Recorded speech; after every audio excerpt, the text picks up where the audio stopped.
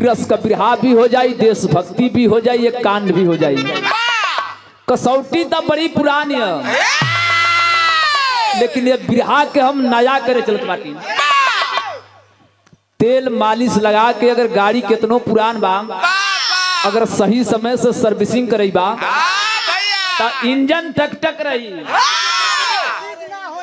सीज ना होई।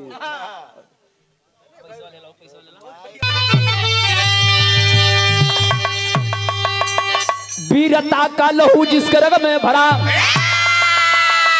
तो जंग में रंग लाती है जंगी जवानी। हाँ देते भुजाओं से सागर को भी, ताल भीरों का पाता न उनकी रवानी। अवनी अंबर है गाती सदा वीरता, जो लहू से है अपने वतन को सजाया। मर गए जो सजा इस वतन के लिए, रोती माता जो गज भरी कफन भी न पाया।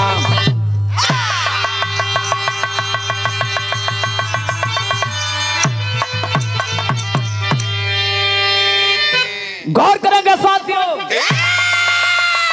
मरे के सबके है, जे आइल बा के जाए के बाद, लेकिन दुनिया में वही का नाम होला जे कुछ कही के जा।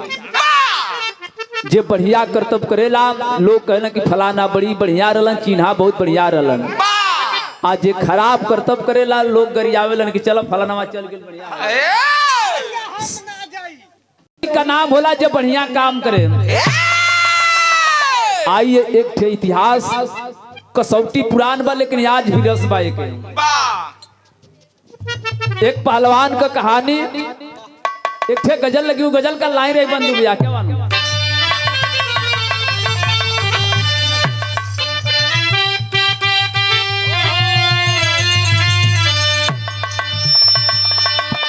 कि अरे सुना हूं मैं कि मैं खाने का, कि अरे सुना हूं मैं कि मैं खाने का, कि अरे नाम बदलने वाला है। अरे खोल के बोतल सामने रख दे, जाम बदलने वाला है। खोल के बोतल सामने।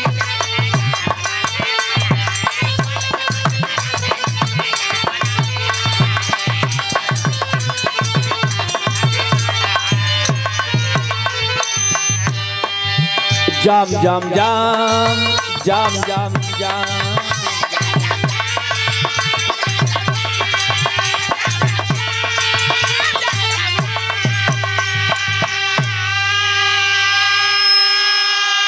लेकिन कीर्ति के कन गवाले कि यार पानी पर जो मर जाता है, यार पानी पर जो मर जाता है, यार मर्द वही कहलाता है। यार लड़ने वाला जब काबिल हो, लड़ने का मजा आ जाता है।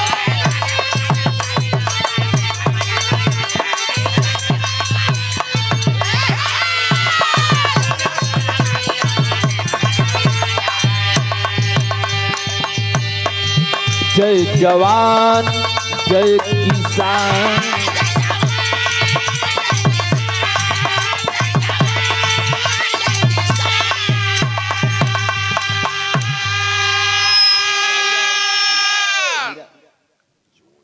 जब लड़वैया मजा हो तो लड़ाई का मजा आवेला।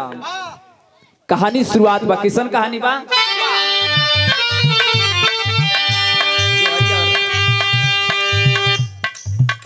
जयकारपुर के अंदर जयकारपुर के अंदर एक गर्जन से रदुलारा था जमाई अखाड़ा उसका बजरंगी बन सहारा।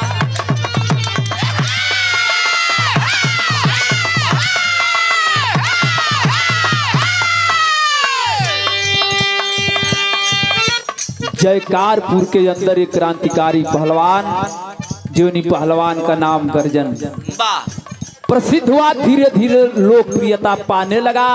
गर्जन पहलवान उस क्षेत्र का नामी पहलवान हो गए। अंग्रेजों का जमाना था बाबू। एक अंग्रेज आया, कौन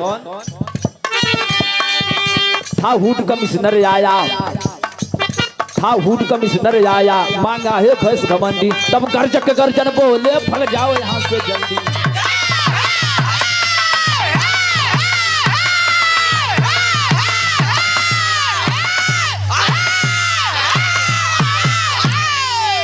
दोनों आपस में लड़ाई कर बोलो का भैया बतिया गौर कलेबान। हमारे देश में अंग्रेजों का शासन था। एक हुड कमिश्नर नाम का अंग्रेज पहुंच गया गर्जन के दरवाजे पे। डांट कबूरा बोला, ए पहलवान, मैं सुना हूं कि तुम्हारे पास 4-5 टे भैंस है। एक काम करो, उस भैंस में से एक भैंस हमको दे दो। अरे बाप रे बाप, जब ई बतिया गर्जन पहलवान सुनन दहिया में आग लग गया। गर्जन पहलवान बाबू तमतमा गए गुस्से में, और तमतमा के गर्जन पहलवान कैलन का एक लाइन बिरहा में गीत लगल भैया।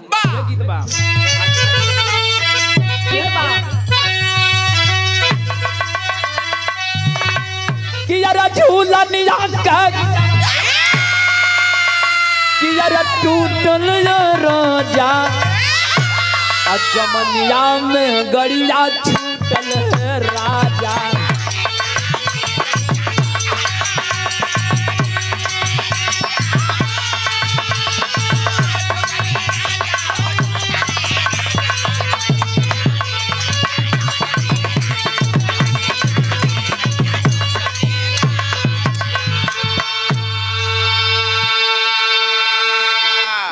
फटकार दिया गर्जन कि यार जवानी का जोशना, कि यार जवानी का जोशना रोकायल या बाबू, या पिया नवाए ने पागल आयल बाबू।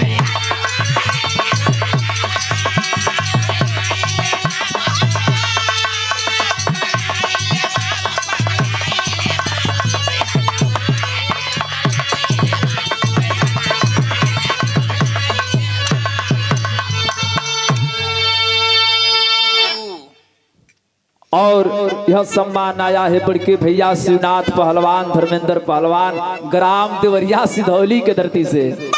ये पहलवानी के भाव पे धर्मेंद्र पहलवान, शिवनाथ पहलवान, आप भैया सम्मान के लन भैल का ये भैंस खोल न चले उठ के सिपाही, ये गर्जन हो लठिया उठाई।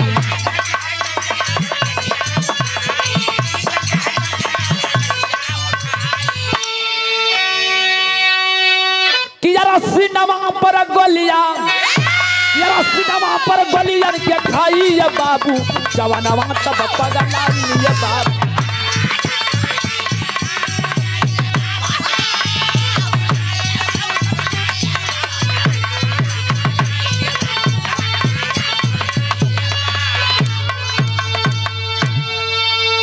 भैया बाबू पहले बतिया समझ ले ताकि बिरहवा समझने में क्यों न दिक्कत न हुई। वह हुड कमिश्नर गर्जन से बोला कि ये गर्जन एक ठे भैंस में दे दे। पहलवान कहलन साले डब्बे का दूध पीने वाले, भैंस का दूध पिएगा। लठिया उठा लिहलन गर्जन पहलवान, चहेटे लगलन। हुड कमिश्नर भागत भागत बाबू बड़ी दूर चल गई। गर्जन पहलवान सोचलन कि जब तक कोनो खतरा न बा। जब गर्जन पहलवान बाबू वापस मुड़लन, रिवाल्वर निकाला हुड कमिश्नर और चला दिया गर्जन पहलवान के साथ। बाप रे बाप, गर्जन पहलवान के गोली लगल। गर्जन पहलवान धरती पर गिर गईलन। आज जब गर्जन पहलवान का पत्नी बिमला ये बतिया के सुनली कि हमारी पति के हुड कमिश्नर गोली मार दिहलस, बाबू बिमला या के लसिया पर रोवे लगली। आ रो रो के एक ठे बात कहे, का कहे भैया?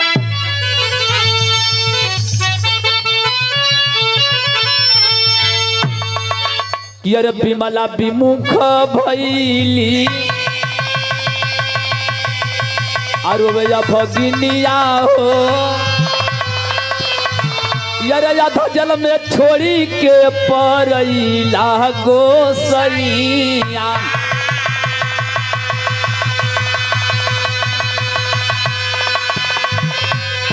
यार केवन किनारे लागी आ यही जीवन के नेवरिया हो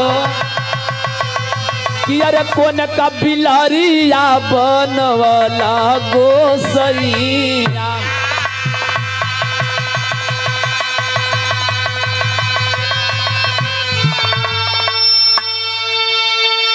बिमला लसिया पर रुवत बा बिमला ए बतिया के पाक रुवत बा चूंकि गर्जन पहलवान का बेटवा बिमला के गर्भ में पलत बा बिमला रोवे लगल कि स्वामी आप तो जात हुआ लेकिन कल की डेट में ई जब बेटवा हुई चाहे बिटिया हुई अगर पूछी कि ए मम्मी हमार पापा कहाँ बटन तो हम का जवाब दे यही बतिया के सोच के बिमला रोवत बा डांट कर बोला गर्जन पहलवान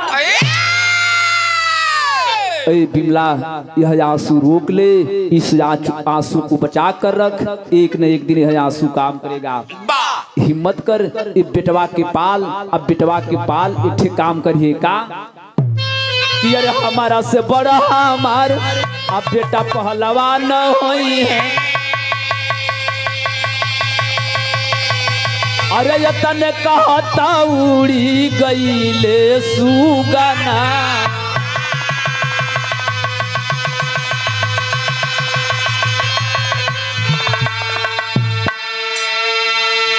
बाबू गर्जन पहलवान के प्राण पसेरू निसर गए अखाड़े के जितने साथी पहलवान थे गर्जन पहलवान के अंतिम संस्कार किए परिणाम स्वरूप बिमला का एक ठे बेटवा जन्मल बिमला बड़ी खुश बा छोटे पर से कुश्ती कला सिखावे लगल धीरे धीरे 5 साल का उ लड़का भयल आ जब 5 साल का गर्जन पहलवान का बेटवा भइल माई बिमला वो लड़कवा का नाम का रखलस गीत लगल पठे एक दिन आवा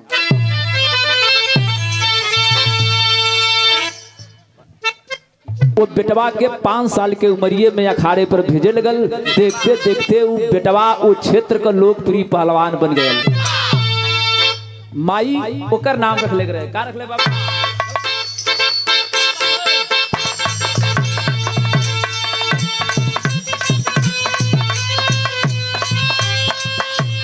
उहे गीत बा पीछे की मुड़ेर वाली दूतला मकान है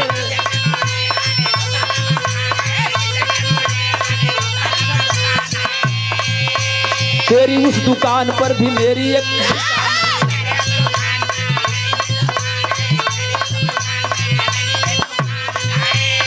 मौका लगे तो एक रोज चली आना मौका लगे तो एक रोज चली आना पान खा के जाना गोरी पान खा के जाना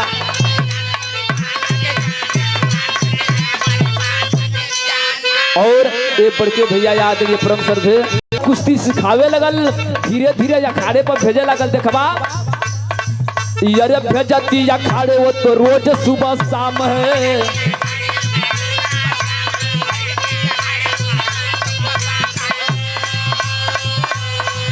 यारे 19 बरस का हुआ 19 बरस का हुआ पट्टा पहलवान है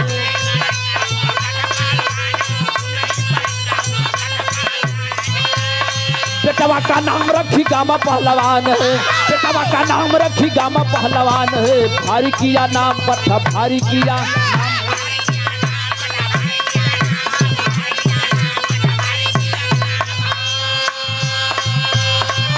माई बिमला अपनी बेटवा का बड़ी शौक से नाम गामा पहलवान रखलस धीरे धीरे उमरिया बढ़े लगल गामा पहलवान का काम का बाप सुबह भैंस खोले आ कन्हिया पर लाठी रखे वही बन के तरफ जंगल के तरफ चल जा भैंस आवे एक दिन भैल का भैल भैंस को चराते एक दिन जंगल भी चल आया है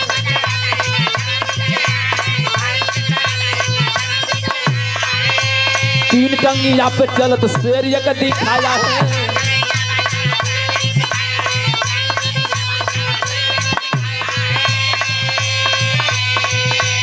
टांग एक उठाया शेर देखा पहलवान है, टांग एक उठाया शेर देखा पहलवान है, हरी किया नाम पथे, हरी किया नाम है।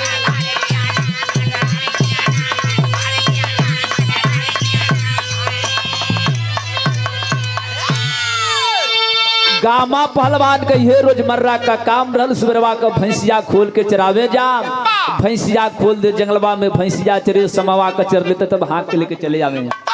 एक रोज जब गामा पहलवान भैंसिया चरावत चरावत गईलन, दिखलन झुठनी बा, वही झुठनिया के लठिया रख दियलन, आ रख के सोचलन तनी सुस्ता ली आराम कर ले, तबले दिखलन कि एक शेर गरजत वही जंगलवा में से निकललन।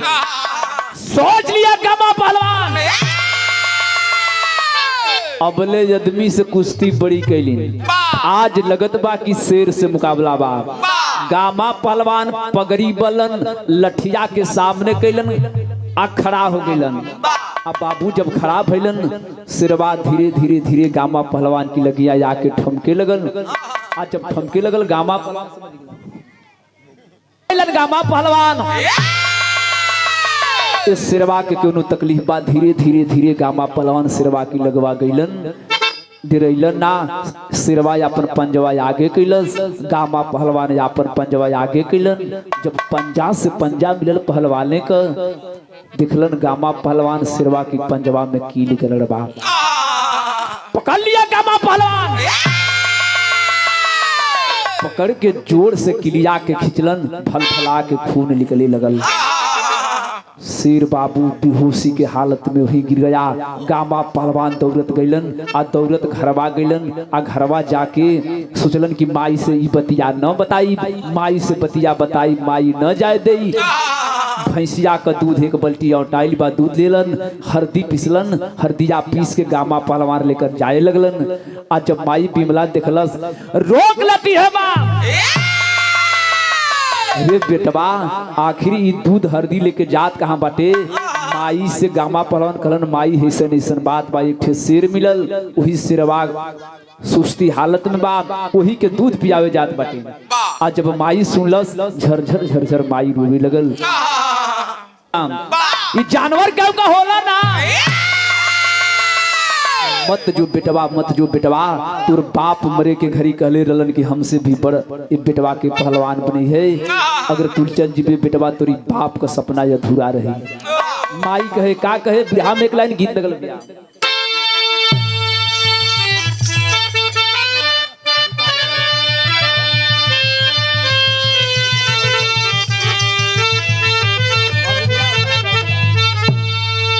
उहे गीत बा के माता बहनी गावे। जब माता रानी का आगमन होगा में, तब माता बहनी गावे, जब तो कुल गीत को उठाने हो गए, अब तो कुल नई नई गीत चल गई। ये गीत अब बहुत कम सुने को मिला था। का में का कि अरे निबिया का पेड़ जनी कटी है ए बा, अरे निबिया चिरैया बसे,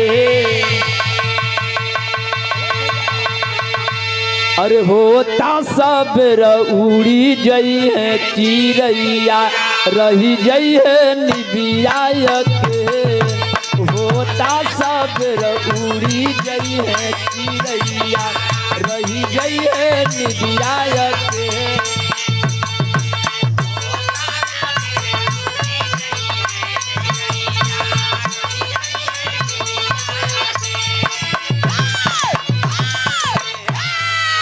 लेकिन माई समझावे कि अरे बाबूजी काया सजनी तोड़ा ए बचावा,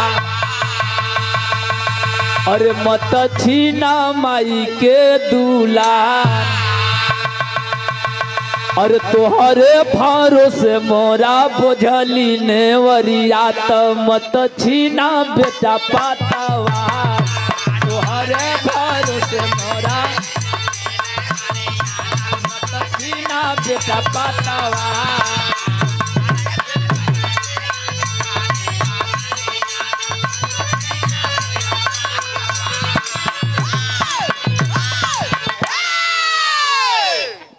भैया गौर करब, गामा पहलवान दूध पिलाया शेर को, शेरवा के तनी जाने आइल, शेर उठल और फिर वही जंगल की तरफ जाने लगा। गामा पहलवान कहलन कि दोस्त जा रहे हो, मैं भी इधर भैंस चराने आता हूँ, अगर कभी समय मिले तो हमें भी आकर मिल लिया करना। लेकिन जानवर तो जानवर कहाँ गामा पहलवान की बतिया के सुनत बा। धीरे धीरे चले गई, यहाँ का बतिया इन्हें छोड़ द। माई बिमला एक दिन पानी भरे निकली, और जब पानी भरे निकली देखलिन का देखलिन बिहार में गीत लगल भैया।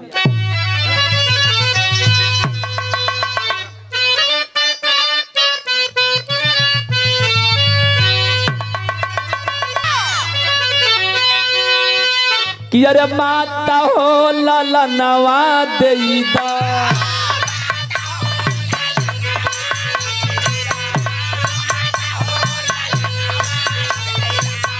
बहिनी हो बिरनवा देईदा,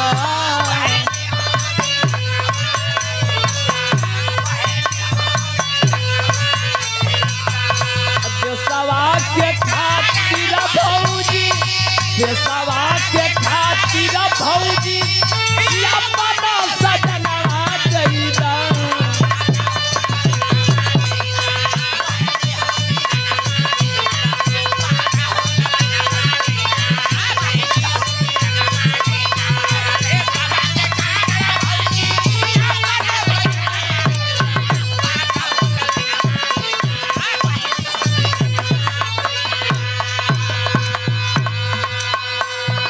भाई बिमला दौड़त आइल, गामा पहलवान वही अखरवा पर बाने गैल, कलश के रे बेटवा तू यहाँ कुश्ती लड़त हुए।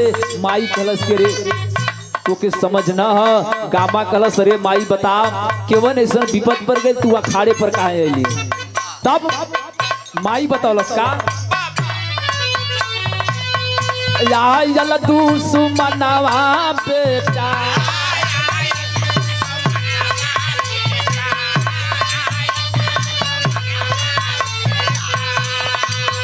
पापी बाई मनवा बेटा,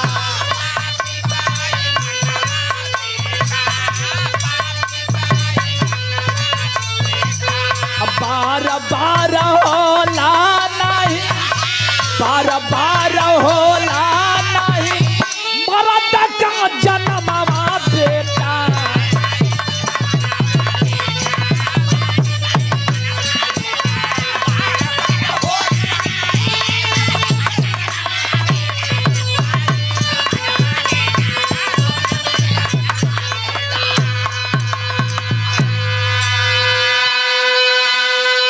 गामा पहलवान कहलन के रे माई बताओ आखिर बात कौन बा। माई बतावे लगल कि रे बेटवा जीवन तोरी बाप के मरलस रे, आज उहे हुड कमिश्नर गौवा में आ गया रे बेटवा। उठा लिया गामा पहलवान कहलस रे माई कि अरे बाबूजी के मरलस तोहरी हुड बाल करिया बेटा।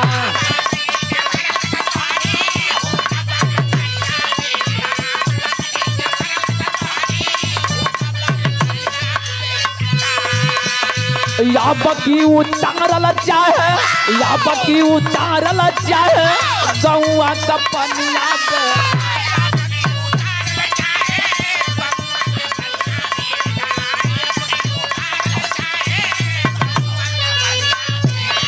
काल बन के चली हो जाइबा, काल बन के चली हो जाइबा, वो करो समनवा बेटा। या जल दुश्मनवा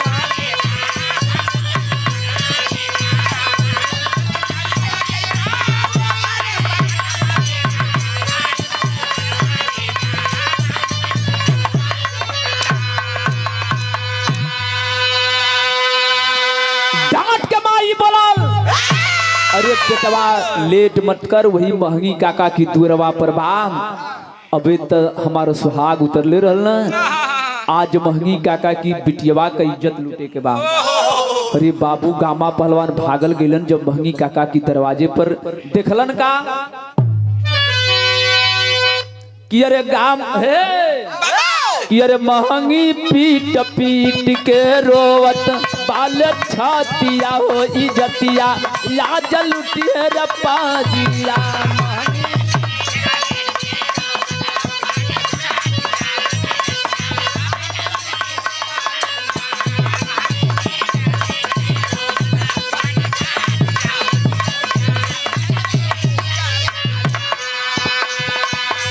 गामा पहलवान गिलन कहलन रे चाचा उदास काहे बलक काहे रोवत हुआ। चाचा कहलन रे बेटवा रोले का कारण पूछत हुए।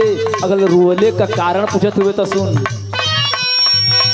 रोव्या पिटिया बाप महतारी भैलिया जकरतिया भारी भैलिया जकरतिया भारी।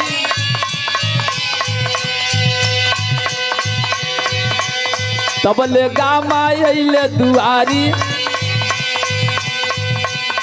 पूछ महंगी से बतिया सारी।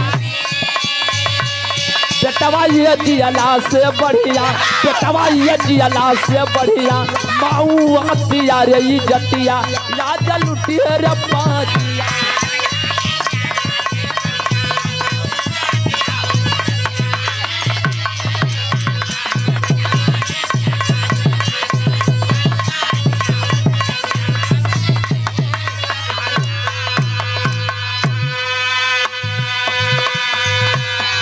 चाचा कहलन रे बेटवा हुट कमिश्नर आया था फरमान देकर आदेश देकर चला गया है कि आज अपने बिटिया को साहब हमारे दरवाजे पर भेज देना नहीं तो तुम दोनों को एक चौराहे पर खड़ा कराकर गोली मार दूंगा। गामा पहलवान कहलन चाचा इतने से परेशान हुआ परेशान मत होगा एकर हल हमारी लगे बा। धीरे धीरे शाम भजल गामा पहलवान कहलन का गामा पहिरे साया साड़ी नयन नयखिया भैली कटारी। गामा पहलवान पहलवाने मती दे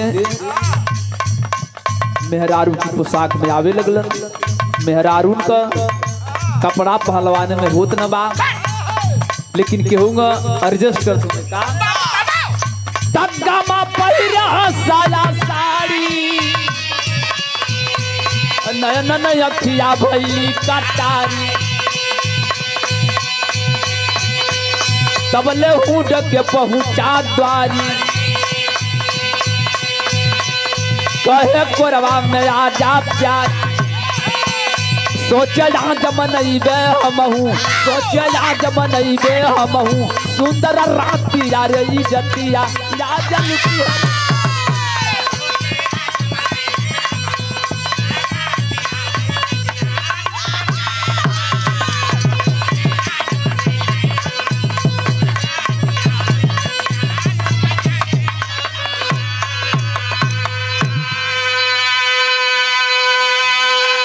गामा पहलवान बाबू मेहरारू बने लगलन। मेहरारू का कपड़ा पहिर के धीरे धीरे सोचलन कि गांव का मान मर्यादा का बात बा गांव का इज्जत दाव पर आइल बा। गामा पहलवान बाबू मेहरारू का कपड़ा पहिर के धीरे से घूंघट निकाल के हल्के पौवा दबावत पहुंच गए हुट कमिश्नर के पास। हुट कमिश्नर दारू के नशे में फूल देख रहा है कि रे लगभग 8, 9, 10 बज गया अब तक आई क्यों नहीं। चलो देखता हूँ चल के। जब हुट कमिश्नर गए देखलस कि एक ठे मेहरारू खड़ा बा। सोच गया कि चलो देर से आई लेकिन आई तो जाके गामा पहलवान का बहिया पकड़लस। पहलवाने का गट्टा तनी मजबूत बा। सोच गया हुट कमिश्नर कि यह हिंदुस्तानी औरत है इसलिए इतनी मोटी तगड़ी है इसलिए इतनी मोटी तगड़ी है और मोटी तगड़ी का तो सोच गया कि चलो आई देर से आई लेकिन आई तो बहिया पकड़ के लेके गई। कलश की लो जान एक पैक तू भी पी लो एक पैक मैं भी पीता हूँ उसके बाद मूड बनता है। गामा पहलवान कलन कि मैं नहीं पीती हूँ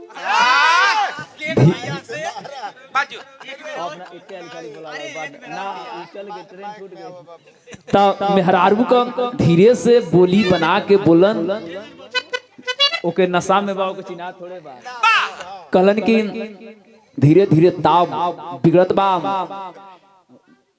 और नन्ही बिटिया की तरफ से बहुत से रुपयों का आशीर्वाद रहा। स्थानीय लड़की है ऐसे नहीं मानेगी बाबू बहिया पकड़ के पटकल चलस तो गामा पहलवान कैलन का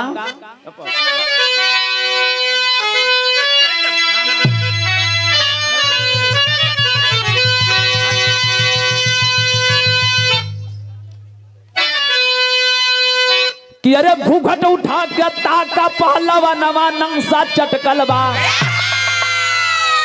धीरे से गामा पहलवान जब घूंघटवा उठौलन खड़ी खड़ी मोह से देखलस, अरे बप्पा हम तो समझली मेहरारू लेकिन तब मेहरारा निकलल। अब जान बचावल चाहत बा तब ले कैलन का गामा पहलवान, अरे घूंघट उठा के ताका पहलवा नवा नंसा चटकल बा। आ खड़ी खड़ी बा मुछिया के ऐठा नवा नंसा चटकल बा।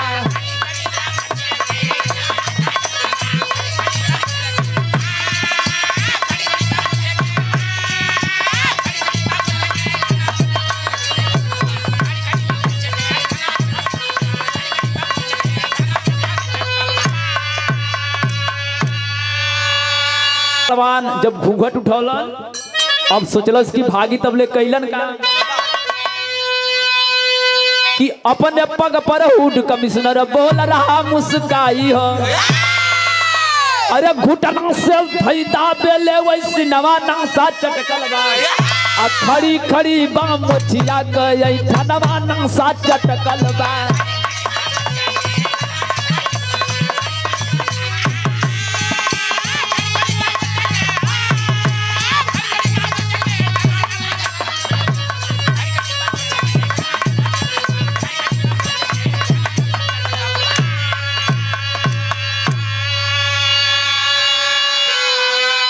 गामा पहलवान बाबू हुड कमिश्नर के पटक के वही सिनेमा पर जोर से हुंचाई दियलन। दो हुलुका खून फेंक के हुड कमिश्नर दरिये पर मर गए। हाहाकार मच गया चारों तरफ। अरे बाप रे बाप, महंगी के लड़की आयल आ हुड कमिश्नर के जान से मार के चल गए। बाबू अंग्रेज अधिकारी जाके चारों तरफ से उनके घर को घेर लिए। वह गरीब आदमी रो रो के सारा बतिया बतावे लगल कि रे साहब हमार बिटिया न बल्कि गामा पहलवान हमारी बिटिया का पोशाक पहन के बिटिया के भेष में हुड कमिश्नर के घरवा गए। अरे बाबू जब अंग्रेज ई बतिया सुनलन तो अल्लाह का भाव लगा।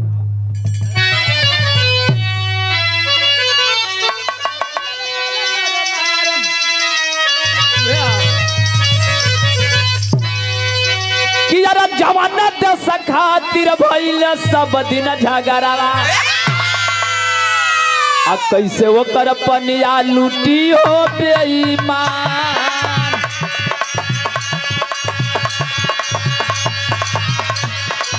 कैसे वो कर पनिया लूटी हो बेईमान।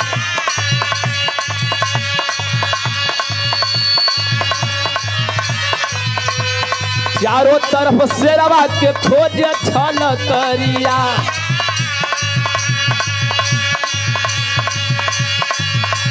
लेकिन नहीं मिले कतहूँ गामा पहलवान।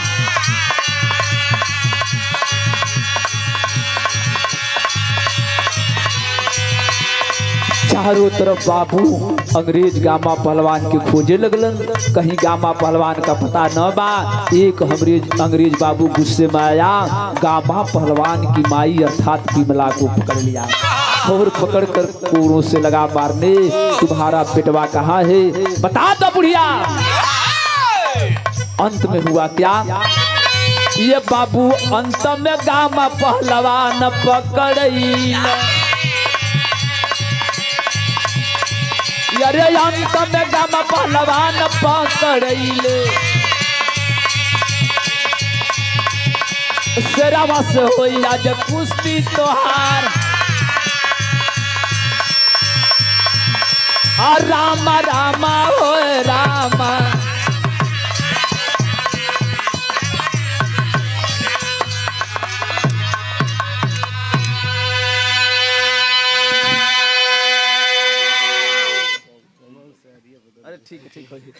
पहलवान पकड़े गए। ऐलान कर दिया अंग्रेज, उस गामा पहलवान को पकड़ कर लाओ। उस पहलवान को सजा मैं दूंगा। सजा कैसी, एक भूखा प्यासा पिंजड़े में शेर, उसी शेर से गामा पहलवान को लड़ाऊंगा। पहलवान है ना, देखूंगा इस पहलवान के भुजाओं में कितना ताकत है। अंत में भैल का भैया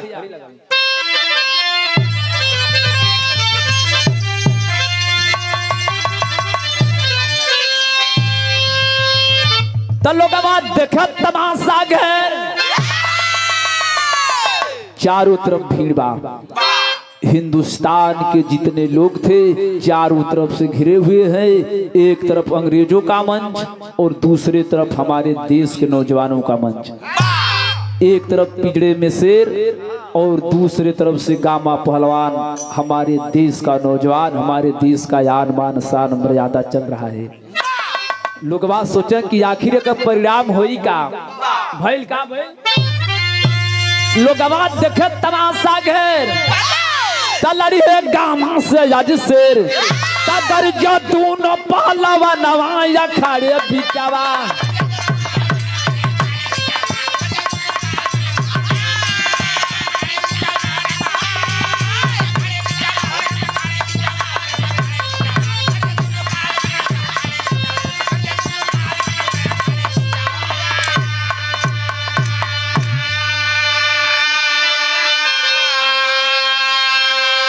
गरज रहा था शेर इधर तो गामा बांधे पगड़ी, अरे कट घरे सा चला शेर तो थर थर कांपे सगरी।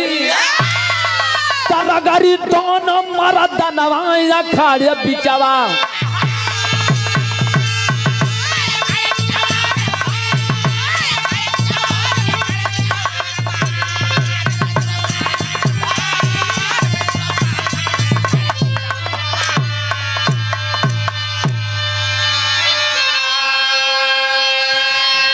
भैया बाबू हो गौर करवा, जब शेरवा पिंजड़े से चलल 7 दिनों का भूखा हुआ शेर हाहास पार कर गामा पहलवान के पास गया। अब जनाइल की गामा पहलवान के तपखजबे कैला। बार हमारे देश के जानवर गामा पहलवान का सकलिया पहचान गेल। शेरवा गामा पहलवान का चरनिया जाके चाटे लगल। बच गई ताली। साला अंग्रेज अधिकारी सोचा कि रे हिंदुस्तान के जानवर में भी देशभक्ति होती है, हिंदुस्तान के पशु पक्षी में भी देशभक्ति होती है। राइफल उठाया और शेर के पंजे पर निशाना बना दिया। और जब पंजा पर निशाना बनलस तक गामा पहलवान कैलन का कैलन कि पकड़ के माल पट जनसन काम। तब शेर के आगे फेंके जी रखा गया शेर, तब माई हलिया देखे जुगा जुगा जी मोरा लाला नवाया खड़े बिचवा।